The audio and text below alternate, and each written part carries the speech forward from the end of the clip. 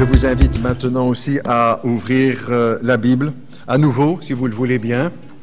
Et cette fois, nous lirons dans l'Épître à Timothée, la première, tout d'abord, première lettre à Timothée, au chapitre 6, 1 Timothée, chapitre 6. 1 Timothée, chapitre 6.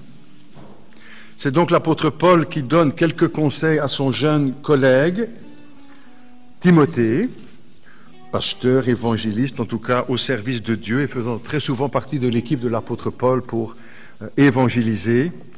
1 Timothée au chapitre 6 et au verset 11. « 1 Timothée 6, 11. « Pour toi, homme de Dieu, lui écrit-il, fuis ces choses et recherche la justice, la piété, la foi, la charité, la patience, la douceur. Combat le bon combat de la foi. Saisis la vie éternelle à laquelle tu as été appelé et pour laquelle tu as fait une belle confession en présence d'un grand nombre de témoins. » Une page plus loin, 2 Timothée au chapitre 4. 2 Timothée 4. Donc c'est la deuxième lettre, cette fois, que l'apôtre a écrite à Timothée, et c'est probablement, comme on l'a surnommé, le testament de l'apôtre Paul, c'est le dernier texte qu'il a écrit. Il dit d'ailleurs lui-même, donc 1 Timothée 4, 6, il est prisonnier, il est à Rome, « Car pour moi, je sers déjà de libation, et le moment de mon départ approche. J'ai combattu le bon combat. J'ai achevé la course, j'ai gardé la foi. Désormais, la couronne de justice m'est réservée. Le Seigneur, le juste juge, me la donnera dans ce jour-là, non seulement à moi, mais à ceux qui auront aimé son avènement. » Jusque-là, nos deux lectures, si vous le voulez bien. Vous avez noté que nous avons souligné dans la lecture deux mots, le mot religion et le mot foi. Et le titre que j'ai donné à notre prédication ce matin est le suivant, critique de la religion et éloge de la foi. Critique de la religion et éloge de la foi. La question est essentielle dans notre pays et peut-être pas seulement dans le nôtre, n'est-ce pas? Et s'il m'était donné de pouvoir prêcher une fois dans chaque ville et chaque village de Belgique, c'est ce sujet, je crois, que je choisirais. La religion tient une place énorme dans notre pays, à la fois dans la culture, par certaines habitudes, dans notre quotidien, je parle des Belges en général, dans notre subconscient, parfois, ou notre inconscient même. La religion tient une place importante. Beaucoup de Belges sont religieux sans le savoir, en fait. Beaucoup de Belges sont religieux sans même peut-être savoir pourquoi. Alors certains le sont par tradition, parce que c'est comme ça. D'autres le sont par facilité, parce que ça les arrange, la religion. D'autres par sécurité. On ne sait jamais s'il y avait quelque chose là-haut. Donc, certains par intérêt. La religion par intérêt, c'est très à la mode depuis très longtemps. Ou encore par opportunisme. C'est l'occasion, ben voilà, c'est l'occasion qui fait le larron, comme on dit. La religion inonde notre société, ou les religions. On se souvient ici de quelque temps les élections aux États-Unis, qui étaient fortement colorées par la religion. Encore aussi en France, n'est-ce pas? Même chose, ou en Israël, des tout petits partis religieux qui ont un poids énorme lors des élections. Ou encore aussi dans ce que l'on connaît aujourd'hui, l'extrémisme de l'islam. En France, il y a quelque temps, un sondage a été fait. On dit c'est la France, pasteur, mais c'est à peu près la même chose chez nous, vous allez voir. Un sondage a été réalisé par la Sofres, on connaît ça, sur la question, le thème, le français et la religion. Vous pouvez mettre le belge et la religion, kiff, vous allez voir. Et le journaliste notait dans son commentaire, on se dit religieux sans presque plus savoir ce que cela veut dire. Vrai aussi pour la Belgique. Et il ajoutait, donc le journaliste, ce chiffre, un athée sur deux fait baptiser ses enfants. La religion a imprégné notre société, notre culture, et aussi en France, en Belgique, pardon, avec quand même la famille royale qui est religieuse, donc chaque cérémonie, c'est marqué avec la religion, bien sûr. En parlant de ceci, nous ajoutons que cela ne veut pas dire que nous méprisons ceux qui nous ont précédés au nom du protestantisme, on va le dire comme ça. Loin de là, n'est-ce pas? Nous ne renions pas tous les chrétiens protestants qui ont du passé et qui ont souffert pour leur foi, pas pour la religion, pour leur foi. Bien sûr que nous n'oublions pas tout cela, et en cette année anniversaire de la Réforme, nous nous en souvenons encore davantage. Mais sur ce rapport de la foi et de la religion, justement, Luther, on peut donner un mot encore de sa part, Luther lui-même pressentait le danger de cet amalgame entre la religion et la foi, déjà au XVIe siècle. Et il écrivait entre autres ceci: « Je prie qu'on veut bien, avec beaucoup d'humilité, n'est-ce pas, et de modestie, je prie qu'on veut bien cesser de se servir de mon nom, on ne doit pas s'appeler luthérien, mais chrétien. Qu'est-ce que Luther? La doctrine que j'enseigne n'est pas de moi, et je n'ai été crucifié pour personne. » Qu'est-ce qu'il pressentait? Mais déjà les racines là d'une religion qui allait prendre forme, au détriment peut-être parfois de la foi. Donc nous relevons ce matin, si vous le voulez bien, plusieurs différences entre religion et foi, ou foi et religion. Et pour ce faire, nous allons prendre deux cas typiques de l'Écriture, celui dont on a parlé tout à l'heure, l'apôtre Paul, qui dira lui-même « J'ai été instruit dans la secte la plus sévère de notre religion ». Ensuite, plus tard, après sa conversion, il parlera de la foi. Et un autre cas, bien sûr, celui de Nicodème, religieux parmi les religieux, pharisien, qui vient quand même auprès de Jésus, qui se convertira et qui sera là à la fin lorsque Jésus sera crucifié. Première différence entre, que ce soit pour chacun de nous une aide pour y voir clair aussi et pour bien percevoir les différences entre foi et religion, et puis aussi surtout pour savoir où nous en sommes, dans la religion ou dans la foi. Ce n'est pas la même chose, même si les sujets peuvent se recouper. Première différence entre foi et religion, la religion elle est faite de pratiques extérieures. Et la foi, c'est l'œuvre du Saint-Esprit à l'intérieur d'une personne. C'est, pour le dire peut-être d'une façon plaisante ou humoristique, c'est la différence entre les deux frères Thérieur, que vous connaissez tous, n'est-ce pas? Alain et Alex. À l'intérieur et à l'extérieur.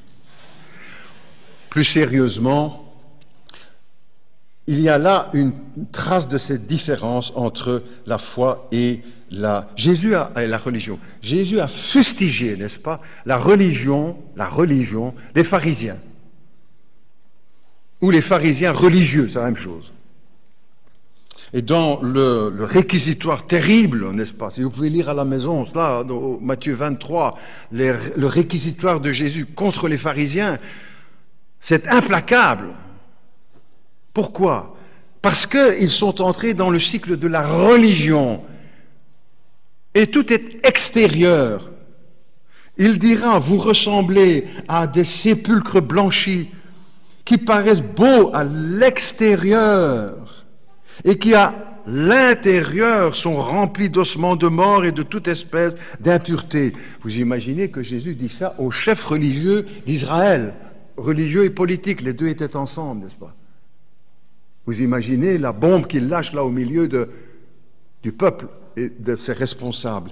Il dira encore, vous de même, il parle aux pharisiens toujours, vous de même à l'extérieur, ça c'est la religion, à l'extérieur vous paraissez juste aux hommes, mais à l'intérieur vous êtes plein d'hypocrisie et de mal.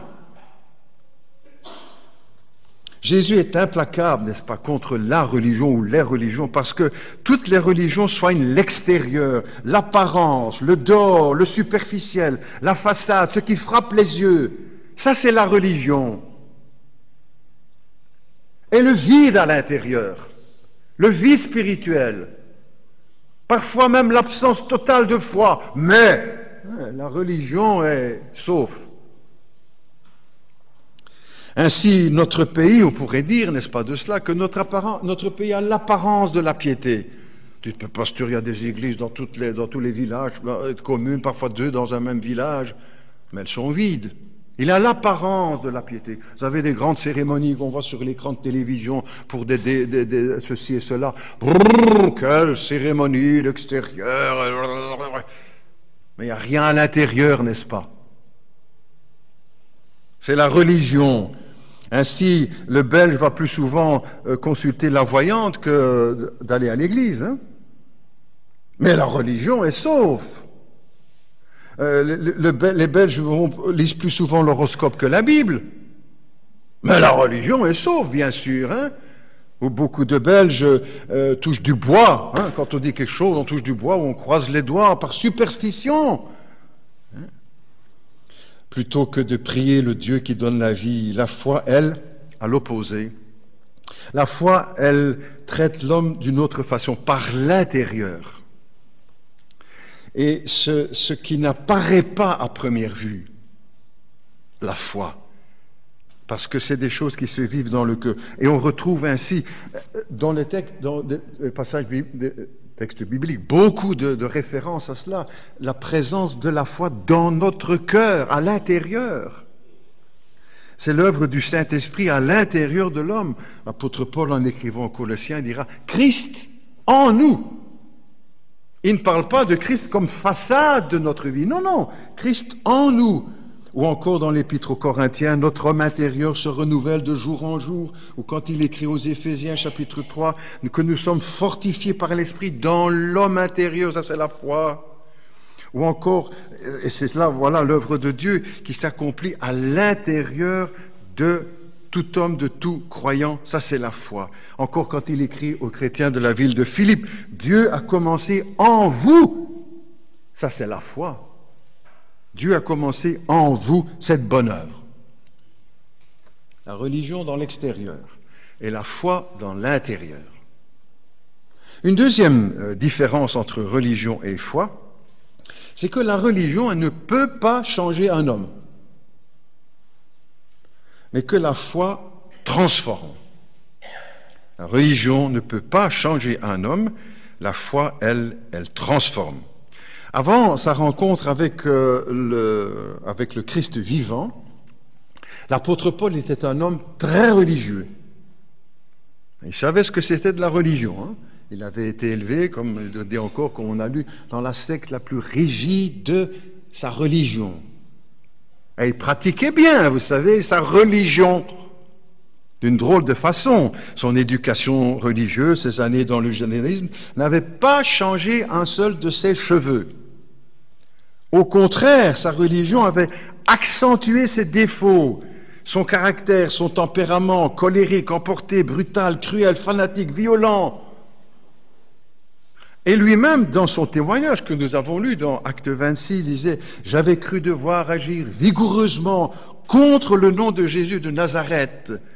J'ai châtié les chrétiens, je les forçais à blasphémer. » Tu vois la religion? Je les forçais à blasphémer. Et dans mes excès de fureur contre eux, je les persécutais jusque dans... Sa religion n'avait rien changé dans sa personnalité, dans son caractère, dans sa conduite, dans sa vie. Mais regardons-le. Après sa rencontre avec le Christ, après ce chemin de Damas, comme on l'a appelé, n'est-ce pas, cette rencontre avec sa conversion, regardons-le ou écoutons-le quand il dit, quand il a la foi, plus seulement de la religion, quand il a la foi, quand il dit, comme un père, comme une mère, j'ai voulu vous consoler. Tu dis, c'est le même bonhomme, ça? Oui. Oui. L'Épître aux Thessaloniciens, chapitre 2, un peu plus loin, ou dans l'Épître aux Corinthiens, encore aux chrétiens, c'est avec une grande affliction et le cœur serré, avec beaucoup de larmes, que je vous ai écrit. Je dis, c'est le même homme, oui, transformé par la foi. Ou encore quand il écrit aux chrétiens de la ville de Philippe, je vous porte dans mon cœur et je vous chéris avec la tendresse de Christ. Quel changement, n'est-ce pas? Ça, c'est la foi. La foi qui change, la foi qui transforme. Ou encore quand il écrit « Je vous ai écrit pour que vous connaissiez l'amour extrême que j'ai pour vous. » Mais c'est merveilleux, n'est-ce pas? Mais qu'est-ce qui a changé cet homme? La foi en Jésus-Christ, la foi en Christ. Quelle transformation, c'est le lion qui est devenu un mouton. Et qu'en est-il de nous? C'est très bien de dire « Ah, voilà, ça c'est... » Mais chez nous, chez toi, chez moi, ou chez chacun de nous qui professons avoir la foi, vous savez, il y a de bons catholiques ou de bons protestants qui n'ont jamais été transformés. On n'a jamais vu de changement dans leur vie. Qui vont à l'église tous les dimanches, mais qui n'ont jamais été transformés par la foi en Jésus-Christ. Plusieurs qui lisent la Bible, catholiques ou protestants, ou que sais-je encore, mais dont la vie n'a jamais été transformée. La foi transforme son homme quand elle est là. Quelques mots courtement de témoignage. Si ma foi en Christ n'avait pas transformé ma vie, je ne serais pas avec vous aujourd'hui, vous savez. Je ne sais pas où je serais, mais je ne serais pas là. Hein? Et quand il m'arrive parfois de rencontrer encore des amis que j'avais quand j'étais plus jeune, ils disent « Ah voilà, et qu'est-ce que tu fais toi ?»« Ben je suis pasteur. »« Pasteur ?»« Ah, ils ont connu avant. » Oui, ça c'était avant. Ah, j'avais jamais tué ni volé, n'est-ce pas, comme on dit, hein? On avait fait tout le reste. Hein? Et puis un jour, la foi transforme. C'est pas qu'on devient parfait, hein? Vous demandez à ma famille, vous dites « Oh, il y a encore du travail. » Mais le changement est là. La transformation a été accomplie par la foi en Jésus-Christ. La foi transforme un homme. Je donne le témoignage, mais des millions de chrétiens, ou des dizaines parmi nous, quand on entend les témoignages déjà quand il y a des baptêmes. Mais qu'est-ce qu'on remarque? Ben justement, la transformation, tout ce qui a été changé, et puis tout ce qui va encore changer avec l'avancement dans la vie chrétienne. D'autres exemples, n'est-ce pas? Pendant plusieurs années, j'ai été avec les amis de la Croix-Bleue. L'Étoile Bleue, c'était une œuvre parallèle qui travaillait au relèvement des buveurs. Je n'avais pas de problème de ce côté-là, mais enfin, comme j'étais pasteur, ils demandaient que je vienne une fois par mois apporter la parole. Donc, j'apportais la parole, voilà. Mais j'écoutais aussi beaucoup, chaque fois il y avait des témoignages. Parce que c'est comme ça un peu que fonctionnait encore maintenant, les AA par exemple, il y a un moment important pour le témoignage, que chacun explique un petit peu, voilà.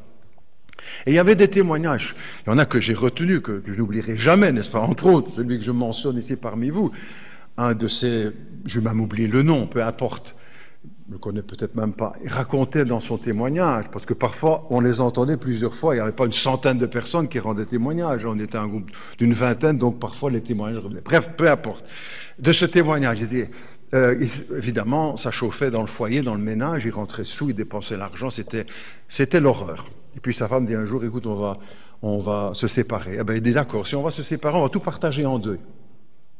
Et il a scié tous les meubles de sa maison en deux. Tout, la table, les chaises, le meuble, en deux, quand il était vraiment mal, on comprend bien. Vrai, hein? Sa femme était avec lui, parce que le jour où il s'est converti, Dieu a changé son cœur. Il a regagné sa femme, parce qu'elle l'avait quitté, il a regagné ses enfants, il a récupéré sa maison, a pu racheter sa maison, une voiture, etc., et reprendre une vie normale, et témoigner une vie transformé. Il y avait une dizaine de frères comme ça là dans ce mouvement. Mais dans le monde, n'est-ce pas la même chose? Combien diront qu'ils ont été transformés par leur foi en Jésus-Christ? Troisième différence, la religion rend hypocrite et la foi produit la vérité. Le qualificatif que Jésus a le plus employé pour les pharisiens, pour les religieux pharisiens, on va dire comme ça, c'est le mot hypocrisie. Si vous lisez dans les évangiles, hein, souvent, quand il les accroche, là, c'est sur ce thème-là de l'hypocrisie. Et 8 fois, je l'ai mentionné là tout à l'heure, en tout cas ce texte de Matthieu 23, lisez-le à la maison et vous retrouverez peut-être quelques correspondances avec notre situation ici au XXIe siècle. Dans ce chapitre 23, 8 fois, n'est-ce pas, il va relancer la charge sur les pharisiens. Hypocrites! La religion rend hypocrite. Malheur à vous, scribes et pharisiens, hypocrites. Ou encore, quand Jésus parle à ses disciples, leur dit « Gardez-vous du levain des pharisiens qui est l'hypocrisie. » Dans Luc au chapitre 12. En fait, c'est logique, n'est-ce pas? Parce que puisque la religion ne transforme pas l'homme, il joue la comédie. Il fait semblant. Il triche pour paraître ce qu'il n'est pas. Devant les hommes, il fait le mouton, mais à la maison, c'est un lion. Publiquement, il a l'apparence d'un âge, mais en privé, c'est un démon. Et le comportement donc hypocrite, justement, est produit directement par la religion. Parce qu'il faut faire semblant, parce qu'il faut jouer la comédie. C'est le même mot, hein? Hypocrite et comédien, c'est le même mot. On peut le traduire des deux façons. Mais la foi, elle, à l'opposé, produira la vérité. Alors, on parle dans l'absolu, bien sûr, ici. Hein. On sait que sûrement, il doit y avoir des floches un peu à gauche, à droite. Mais globalement, n'est-ce pas, on peut le dire, je crois, que justement, la foi produit la vérité. Des hommes vrais. L'apôtre Jean, quand il écrit sa deuxième épître, un texte que j'aime bien aussi, je parle beaucoup de la vérité, Jean, il dit ceci, « La vérité qui demeure en nous et qui sera en nous pour l'éternité. » Une fois que le Christ est en nous, que la foi au Christ est en nous, la vérité va accompagner notre vie. Parce qu'on ne peut pas séparer les deux, le Christ et la vérité. Si tu dis que tu as le Christ, que tu as la foi en Christ, alors la vérité vient avec.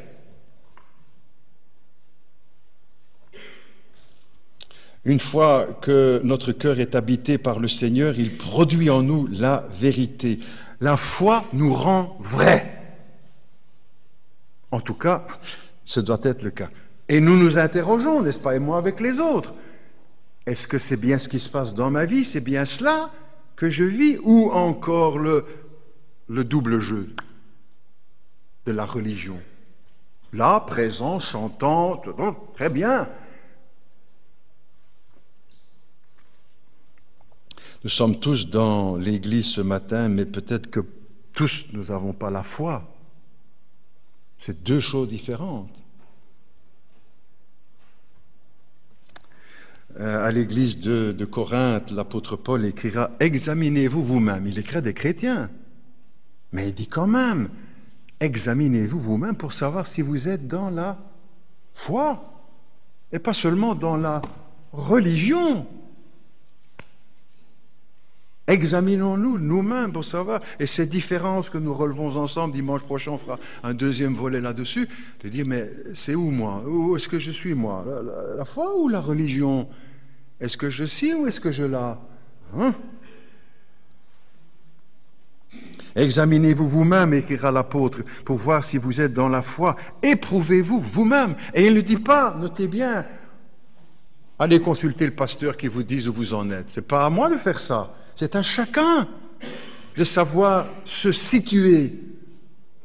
Il ne dit pas, faites-vous examiner par le pasteur pour savoir si vous êtes dans la foi. C'est trop intime aussi, c'est trop secret dans un sens.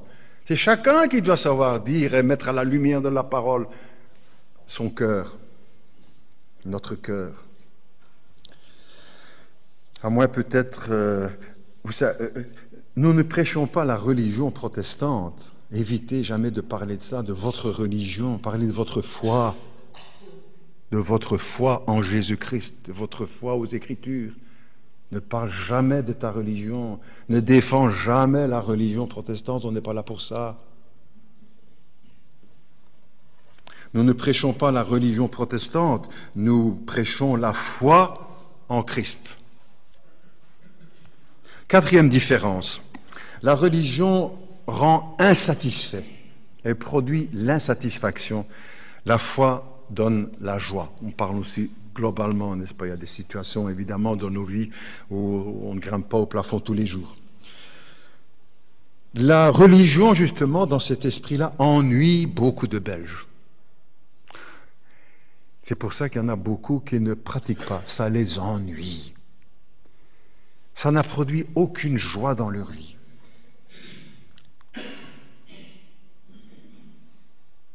Quand ils vont au restaurant, au cinéma, au football, là, il y a de l'ambiance, c'est chaud, c'est beau, ça le sourire. Quand ils vont à l'église, la religion ne peut pas satisfaire le cœur, n'est-ce pas? Et dans un sens, là, se comprend. Puisque tout est en surface, que c'est du vernis, que c'est de la façade, il est impossible que le cœur soit satisfait, soit comblé. Logique. Et le paradoxe, n'est-ce pas, c'est que beaucoup ont rejeté Dieu à cause de la religion. Tu dis, mais ça, c'est pas possible, pasteur. Si. Beaucoup ont rejeté Dieu à cause de la religion. Comme on dit, ils ont jeté le bébé avec l'eau du bain. Ils ont rejeté le Christ avec la religion. J'explique ça avec une illustration, je trouve vraiment tellement puissante. Le vaccin. Ah, on sait ce que c'est le vaccin, on se fait vacciner contre la grippe, on vous vaccine, et vous avez quand même la grippe. Parfois, bon bref. On évite quand même, voilà, beaucoup, il faut le reconnaître, voilà, c'est... Pourquoi? Et qu'est-ce que ça veut dire? Qu'est-ce que c'est ça? C'est-à-dire qu'on donne une petite dose du virus ou de la grippe pour que, lorsque la maladie viendra bien en charge de vous, que votre cœur, votre service, votre système immunitaire réagisse de suite. Ah, ça je connais ce microbe-là, je vais défendre, voilà. Et réagit immédiatement pour vous protéger. Beaucoup de Belges, écoute bien, beaucoup de Belges ont reçu le vaccin de la religion pour les immuniser contre une véritable expérience personnelle avec Jésus-Christ. Je redis. Beaucoup de Belges ont reçu le vaccin de la religion pour les immuniser contre une réelle expérience de foi avec Jésus-Christ. La religion a joué le rôle de vaccin chez beaucoup de Belges. On leur en a donné une petite dose. Un petit peu de catéchisme, un petit peu de ci, un petit peu de là, hop, on leur a mis. Et quand l'expérience de la foi réelle vient face à Jésus-Christ, hop, le vaccin réagit.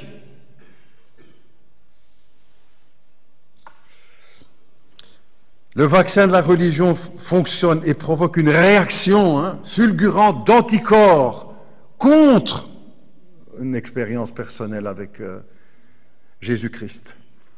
Et en face de ce phénomène, la foi est étouffée.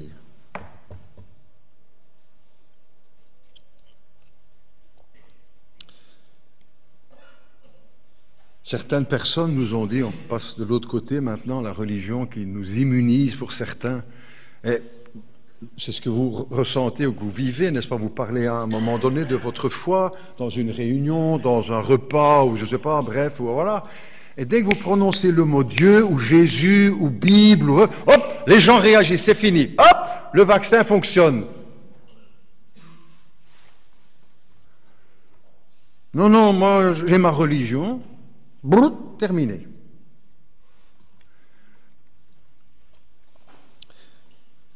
Vous avez aussi, d'un autre côté, alors pour l'expérience de la foi, vraiment, des gens parfois qui vous ont dit, qui m'ont dit à moi parfois, oh, vous savez, j'aimerais bien avoir la foi comme vous. Parce que quand on a la foi, on est heureux. Je dis globalement, évidemment, qu'on a des épreuves, vous comprenez ce que je veux dire. Il y a quelque chose en plus. Et c'est parfois comme ça que les gens le perçoivent, au bureau, au travail. Mais lui, elle a quelque chose en plus.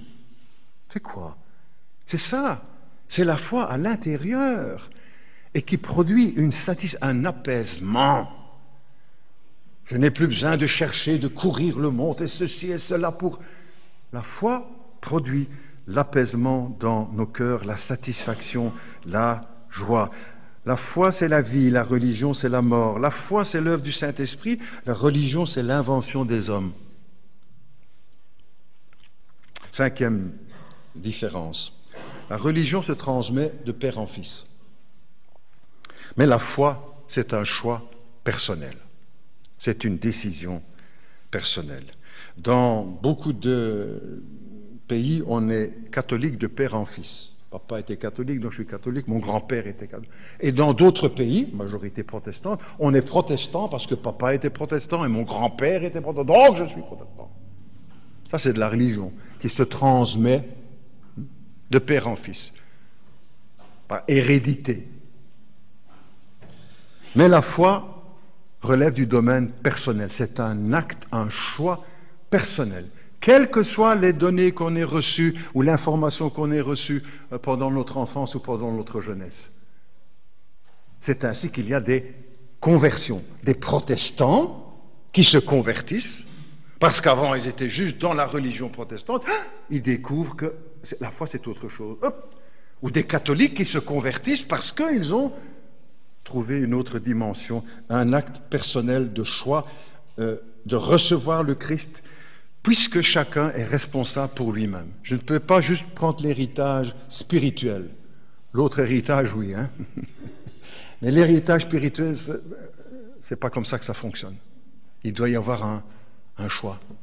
Et c'est cela aussi qui doit éclairer certains qui disent « Oui, mais là, on est protestant de père en fils, ou vous bourrez la tête des gens pour que... » Non, il faut qu'il y ait un choix personnel. Et quand nous célébrons, entre autres, les baptêmes et lors des témoignages, on entend « J'étais comme ci, j'étais comme ça », et puis, hop, je me suis converti.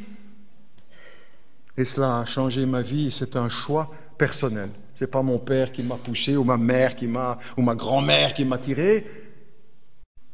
C'est moi qui l'ai choisi. La foi relève d'un choix personnel, d'une décision que l'on prend vis-à-vis de Seigneur.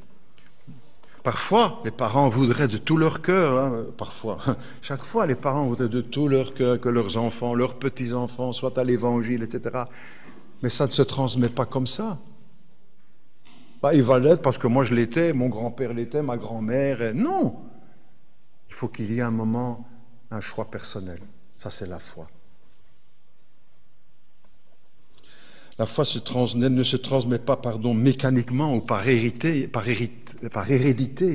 Il faut qu'il y ait un choix personnel. Je termine, la fois prochaine, je donnerai d'autres comparaisons entre foi et... La foi nous amène aussi à tourner les yeux vers Jésus-Christ. C'est ça le cœur de la foi. Il n'est plus question de religion, mais de relation. Presque le même mot, n'est-ce pas? Mais c'est la différence entre les deux, entre l'enfer et le paradis. Plus question là de religion, mais de relation personnelle avec Jésus-Christ. Et pas une tradition religieuse. Pourquoi la croix? Justement parce que Jésus-Christ est mort pour nos péchés. Et parce qu'il y a eu de notre part une réponse personnelle. Peut-être parmi nous, certains n'ont pas encore répondu personnellement. Je me souviens d'un frère qui m'avait dit, nous étions encore au boulevard Thiroux, qui m'avait dit, en parlant, il m'a fallu, pendant 20 ans, je suis venu à l'église. Et chez nous, une bonne église protestante, évangélique, avant de saisir, de décider, de choisir. La foi est une décision personnelle. Et comment passer de la religion à la foi? Premièrement, en reconnaissant nos fautes, nos torts, nos péchés, notre péché. C'est ça les premières traces de la foi dans nos vies, quand je suis prêt à reconnaître mon péché. Que je fais le mal, on peut prendre un autre mot, puisque du péché, c'est même le mal. Mais là, on est tous sur le même terrain, n'est-ce pas? Parce qu'il n'y a personne qui pourrait dire « moi, j'ai jamais fait de mal ». Même s'il y a beaucoup de Belges qui disent « moi, j'ai jamais fait de mal à une mouche, moi ». Aux mouches, non. Mais à notre épouse, oui, à notre mari, à nos enfants, à notre voisin, à notre collègue de bureau, à notre voisin. Ah, beaucoup de mal. À la société, il faut le reconnaître, n'est-ce pas? Il n'y a pas besoin d'avoir fait 5 ans d'université pour le reconnaître. L'Esprit Saint nous convainc, et notre conscience, dit, mais c'est juste, pas jouer les saints. Reconnaître notre péché. C'est ce que la Bible appelle se repentir. Puis deuxièmement, se convertir, pas seulement regretter, mais se tourner vers Jésus-Christ. C'est ça la conversion. changement, demi-tour vers Jésus-Christ pour le recevoir aussi, troisièmement, comme Sauveur, comme Seigneur. Que ce serait dommage, après avoir entendu ceci et beaucoup d'autres choses encore, ou lu, de rester dans la religion et de dire « moi, je n'ai pas compris ». Que Dieu nous conduise les uns et les autres. Celui qui est dans la foi, que Dieu nous confirme pour dire « voilà, ça c'est bien là, ce qui est en toi, ce que tu vis, ce que tu as expérimenté ».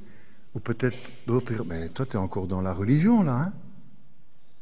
Et il faut venir à Jésus-Christ. Prions ensemble. Notre Dieu, notre Père, nous te remercions pour ta parole. Elle est vraiment le guide dont nous avons besoin pour éclairer notre âme, notre être intérieur, ce que nous avons de plus intime, de plus profond, de plus secret, peut-être même de plus mystérieux. Mais toi, tu sondes les mystères, rien n'est caché devant toi. Tu sondes mon âme, mes pensées, mon passé, pour chacun de nous, même chose. Toi, tu sais si nous sommes dans la foi ou encore dans la religion. Et tu veux nous attirer à la foi en Jésus-Christ.